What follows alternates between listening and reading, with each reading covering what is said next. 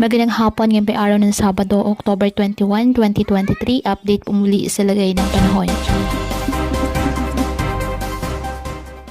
Ayon sa Pag-asa, northeast monsoon o hanging amihan nakakaapekto sa northern Luzon. Shareline naman po sa nakakaapekto ngayon sa central Luzon.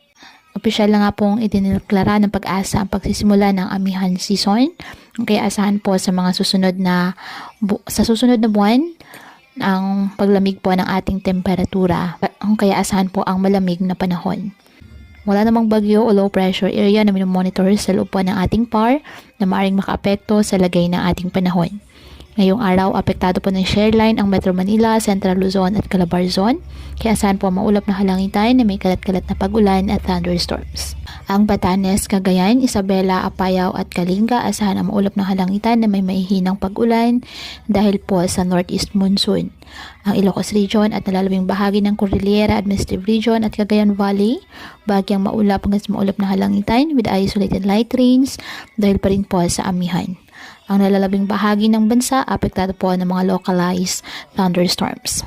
Kaya patuloy po na pinag-iingat ang ating mga kababayan sa banta po ng mga pagbaha or landslide, lalo na kapag may malalakas na ulan, at ugaliin po na magdala palagi ng payong o kahit anong panangga sa ulan kapag lalabas ng ating mga tahanan. At yan po muna ang update sa lagay ng panahon ngayong araw. Muli patuloy po tayo na mag-ingat at palaging tandaan, God loves you. Stay safe and God bless.